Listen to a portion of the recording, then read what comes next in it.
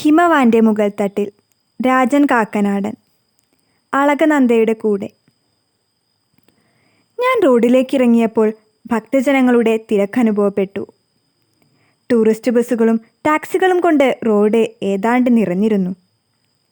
ഗംഗോത്രി, യമുനോത്രി, കേദാർ, ബദരി യാത്രയ്ക്കെത്തുന്ന ഭക്തജനങ്ങളെ കയറ്റിക്കൊണ്ടു പോകുന്നവയാണ് ആ വാഹനങ്ങൾ. ദീർഘമായ ബസ് യാത്ര കഴിഞ്ഞെത്തിയ ഭക്തജനങ്ങൾ പരവശരായി ബസ്സുകളിൽ നിന്നും ഇറങ്ങുന്നു. എല്ലാവരുടെയും കയ്യിൽ തലേദിവസം കണ്ട രീതിയിലുള്ള നീണ്ട അറ്റം കൂർത്ത വടികളുണ്ട്. ബസ്സുകൾക്ക് മുകളിൽ ഭാണ്ഡക്കെട്ടുകളും യാത്രികരുടെ മറ്റ് സാധന സാമഗ്രികളുമുണ്ട്. ഞാൻ നടന്ന് ബസ് സ്റ്റാൻഡിലെത്തി. അവിടെ വലിയ ഒരു ഗൈഡ് മാപ്പ് ഉണ്ടായിരുന്നു. അതിൽ ഋഷികേശിൽ നിന്നും ഉത്തരാഖണ്ഡിലെ പ്രധാന പുണ്യസ്ഥലങ്ങളിലേക്കുള്ള വഴിയും ദൂരവും രേഖപ്പെടുത്തിയിരുന്നു. ഋഷികേശിൽ നിന്നും വടക്കോട്ട് തിരിച്ചാൽ ആദ്യത്തെ പ്രധാന താവളം ദേവപ്രയാഗാണ്. ദൂരം 60-70 കിലോമീറ്റർ. വഴിയിൽ കണ്ട ചിലരോട് ചോദിച്ചു മനസ്സിലാക്കി ഞാൻ ദേവപ്രയാഗ് ലക്ഷ്യമാക്കി നടന്നു. നിരപ്പായ റോഡിൽ കൂടി കുറേ ദൂരം നടന്നപ്പോൾ ഒരു വലിയ പാലം കണ്ടു. അതു കടന്ന് അക്കരെ എത്തിയതോടെ റോഡ് വളഞ്ഞുയർന്നു പോകുന്നതായി കാണാൻ കഴിഞ്ഞു. ഋഷികേശിൽ നിന്നും ഉയർന്നുയർന്നു പോകുന്ന പാതയിലൂടെ ഏതാനും മണിക്കൂറുകൾ നടന്നപ്പോൾ ഹിമാലയത്തിലേക്കുള്ള വാതിൽ കടക്കുന്ന ശ്രമത്തിലാണ് ഞാനെന്ന് എനിക്കും ബോധ്യപ്പെട്ടു. ഒന്നാം ദിവസം രാത്രി ചെലവഴിച്ചത് ഋഷികേശിൽ നിന്നും 30 കിലോമീറ്റർ അകലെയുള്ള ഒരു ഗ്രാമത്തിലാണ്. അന്നത്തെ നടത്തത്തിനിടയിൽ ചിലയിടങ്ങളിൽ വെച്ച് ഗംഗാജി കാണാൻ കഴിഞ്ഞിരുന്നു. സമതലങ്ങളിൽ പലയിടത്തും കര കാണാതൊഴുകുന്ന ഗംഗ ആ കുന്നുകൾക്കിടയിൽ ബന്ധിക്കപ്പെട്ടിരുന്നുവോ എന്ന് തോന്നി. വീതി കുറവായിരുന്നെങ്കിലും അത് ആഴമേറിയതും അതിശക്തമായി പ്രവഹിക്കുന്നതുമാണെന്ന് ഒറ്റനോട്ടത്തിൽ നിന്നും മനസ്സിലാക്കാൻ കഴിഞ്ഞു. രണ്ടാം ദിവസം പുലർച്ചയ്ക്ക് ഉണർന്ന് ദേവപ്രയാഗിലേക്ക് നടന്നു.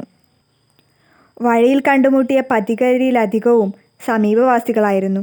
വടക്കോട്ട് പോകുന്നവയും അവിടെ നിന്നും മടങ്ങുന്നവയുമായ ഒട്ടനേകം വാഹനങ്ങൾ മാർഗമധ്യേ കാണാൻ കഴിഞ്ഞു.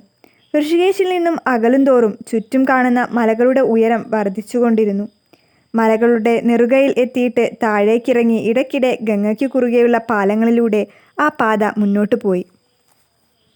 ഇടയ്ക്കിടെ തട്ടുകളായി തിരിച്ച കൃഷിസ്ഥലങ്ങളും മലഞ്ചെരുവുകളിൽ ചെറിയ ഗ്രാമങ്ങളും കാണാൻ കഴിഞ്ഞു. സന്ധ്യയോടടുത്തപ്പോൾ ഞാൻ ദേവപ്രയാഗിലെത്തി. ഭഗീരഥിയും അളകനന്ദയും ഒന്നിച്ചു ചേരുന്ന ദേവപ്രയാഗ് പുരാണ പ്രസിദ്ധമത്രേ. ആ ചെറുനഗരം ഗംഗയുടെ ഇരുവശങ്ങളിലുമായി നിലകൊള്ളുന്നു. ഒരു തടിപ്പാലം ആ രണ്ടു കരകളെയും പരസ്പരം ബന്ധിപ്പിക്കുന്നു. ദേവപ്രയാഗിൽ നിന്നും ഒരു വഴി കേദാർനാഥ്, ബദരിനാഥ് എന്നിവിടങ്ങളിലേക്കും മറ്റൊരു വഴി ഗംഗോത്രിയിലേക്കും തിരിയുന്നു. ഞാൻ തിരഞ്ഞെടുത്തത് കേദാർ, ബദരി എന്നിവിടങ്ങളിലേക്കുള്ള യാത്രയാണ്. ദേവപ്രയാഗിൽ ഒരു രാത്രി തങ്ങി.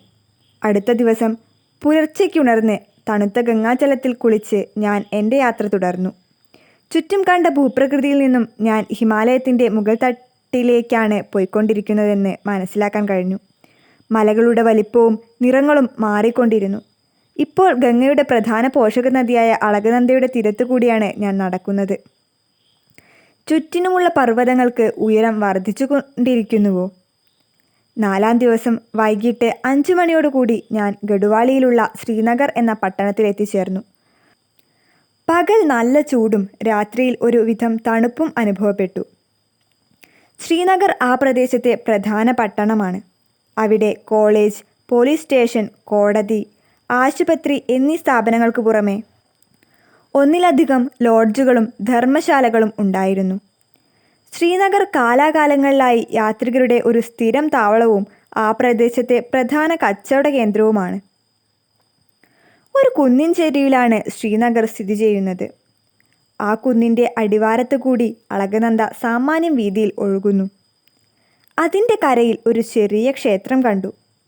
ഞാൻ താഴെ ഇറങ്ങി ഗംഗയിൽ സ്നാനം ചെയ്ത് ആ ക്ഷേത്രത്തിലെത്തി ദർശനം നടത്തി. വ്യാഘ്രോപരി ആസനസ്ഥനായ ദുർഗാദേവിയുടെ ഒരു പ്രതിഷ്ഠയായിരുന്നു അത്. ആ വിഗ്രഹത്തിന് രൂപഭംഗിയോ ശില്പചാതുര്യമോ ഉണ്ടായിരുന്നില്ല. മാത്രമല്ല അതിനു പുറത്ത് വർണ്ണക്കടലാസുകൾ ഒട്ടിച്ചുവെച്ച് ഭംഗി പിടിപ്പിക്കാൻ ഒരു വൃഥാശ്രമവും നടത്തിയിട്ടുണ്ട്. ആ സ്ഥാനത്ത് പ്രതിഷ്ഠിതമാവാനുള്ള യോഗ്യത ആ വിലക്ഷണ മൂർത്തിക്കുണ്ടായിരുന്നില്ല. എന്തോ പന്തികേട് തോന്നിയതിനാൽ ക്ഷേത്രവും പരിസരവും ഞാൻ ആകെ ഒന്ന് ശ്രദ്ധിച്ചു. ക്ഷേത്രം ചെറുതെങ്കിലും കരിങ്കല്ലിൽ കെട്ടിയതും അതിപുരാതനവുമായിരുന്നു. അതിനോടടുത്ത് തന്നെ കാലപ്പഴക്കം ചെന്ന ഒരു അരയാൽ വൃക്ഷവും കണ്ടു. കല്ല് കെട്ടിയ അതിൻ്റെ തറ പല ഭാഗങ്ങളിലും ഇടിഞ്ഞു പൊളിഞ്ഞു കിടന്നിരുന്നു. ഞാൻ ആ വിഗ്രഹത്തെ വീണ്ടും ശ്രദ്ധിച്ചതിൽ നിന്നും അത് സിമൻറ്റിൽ വാർത്തതും സമീപകാലത്ത് പ്രതിഷ്ഠിക്കപ്പെട്ടതുമാണെന്ന് മനസ്സിലാക്കാൻ കഴിഞ്ഞു. ആ പുരാതനമായ ദേവീക്ഷേത്രത്തിലെ യഥാർത്ഥ പ്രതിഷ്ഠ ഏതെങ്കിലും കാരണവശാൽ നഷ്ടപ്പെട്ടതാകാം. തൽസ്ഥാനത്ത് വീണ്ടും പ്രതിഷ്ഠിക്കപ്പെട്ടതാണ് ഇപ്പോഴുള്ള വിഗ്രഹം. ആ വികൃതമായ വിഗ്രഹം കണ്ടപ്പോൾ ഇക്കാലത്ത് പല ക്ഷേത്രങ്ങൾക്കും വന്നുചേരാറുള്ള ദുര്യോഗത്തെക്കുറിച്ച് ഓർത്തുപോയി. നൂറ്റാണ്ടുകൾക്ക് മുമ്പ് അതിവിദഗ്ധരായ ശില്പികളാൽ നിർമ്മിക്കപ്പെട്ട് തന്ത്രശാസ്ത്ര പടുക്കളാൽ പ്രാണപ്രതിഷ്ഠ ചെയ്യപ്പെട്ട ഒട്ടേറെ വിഗ്രഹങ്ങൾ ഇന്ന് കാണാൻ കഴിയുന്നത് യൂറോപ്പിലോ അമേരിക്കയിലോ ഉള്ള ഏതെങ്കിലും ഒരു കോടീശ്വരൻ്റെ ഉറക്കറയിലോ പ്രൈവറ്റ് ഗാലറിയിലോ ആകാം എന്ന ഖേദകരമായ വസ്തുത ആർക്കാണ് നിഷേധിക്കാൻ കഴിയുന്നത്? ആ ക്ഷേത്രത്തിൻ്റെ തിണ്ണയിൽ ഒരു കട്ടിൽ ഇട്ടിരുന്നു. അതിൽ ഉദ്ദേശം 20 വയസ്സുള്ള ഒരു ബ്രാഹ്മണ കൊച്ചൻ ഇരുന്ന് നിലത്തിരുന്ന മറ്റു 2 പേരോട് എന്തോ സംസാരിക്കുകയാണ്. ഞാൻ ആ ക്ഷേത്രത്തിന് വലതുവശത്ത് തിരികെ വന്ന് തിണ്ണയിൽ മറ്റുള്ളവരോടൊപ്പം സ്ഥാനം പിടിച്ചു.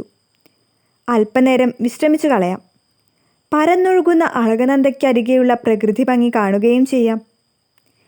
ആ യുവാവിൻ്റെ ഉച്ചിയിൽ മാത്രമുള്ള മുടിയും 3 ഇഴയിട്ട പൂണൂലും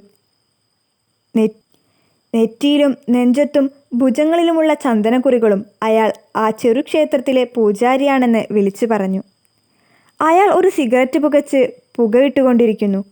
ക്ഷേത്രത്തിൻ്റെ അങ്കണത്തിലിരുന്ന് അവിടുത്തെ പൂജാരി സിഗരറ്റ് വലിക്കുന്ന കാഴ്ച ഇന്ന് ഭാരതത്തിൽ വിരളമല്ലല്ലോ. അയാളുടെ സംസാരം ശ്രദ്ധിച്ചതിൽ നിന്നും വിഷയം ബദ്രീനാഥ് ക്ഷേത്രമാണെന്ന് മനസ്സിലായി. അയാൾ കുറ്റപ്പെടുത്തുന്ന രീതിയിൽ പറഞ്ഞു, ഇപ്പോൾ ബദരിയിലെ മൂർത്തിക്ക് തേജസ്സില്ല. ആ മദ്രാസി റാവൽ അനുഷ്ഠാനങ്ങൾക്ക് വിഘ്നം വരുത്തി. അതിനാൽ ആ മൂർത്തിയുടെ തേജസ് നഷ്ടപ്പെട്ടു. അത് കേട്ടിരുന്ന 2 പേരും അത് സമ്മതിക്കുന്ന മട്ടിൽ തലയാട്ടി. ബദരിയിലേക്ക് പോയിക്കൊണ്ടിരിക്കുന്ന എനിക്ക് അനാഗത ശ്മശ്രുവായ ആ പൂജാരിയുടെ ക്ഷേത്രാങ്കണത്തിലിരിക്കുന്ന സിഗരറ്റ് വലിയും ആധികാരികമായ രീതിയിൽ ബദരീനാഥനെ അപഹസിക്കുന്ന തരത്തിലുള്ള സംസാരവും അത്ര രസിച്ചില്ലെന്ന് പറയേണ്ടതില്ലല്ലോ. എങ്കിലും ഞാൻ മൗനം ദീക്ഷിച്ചതേയുള്ളൂ. നിങ്ങൾ ഏതു ജാതിക്കാരനാണ്? അവൻ സംസാരം നിർത്തിയിട്ട് എൻ്റെ നേരെ തിരിഞ്ഞു ചോദിച്ചു. ഉത്തരേന്ത്യയിൽ പലയിടങ്ങളിൽ വെച്ചും ആ ചോദ്യം കേൾക്കേണ്ടി വന്നിട്ടുള്ള എനിക്ക് അവൻ ആ ചോദ്യം ചോദിക്കാനുള്ള കാരണം മനസ്സിലാക്കാൻ വിഷമമുണ്ടായിരുന്നില്ല.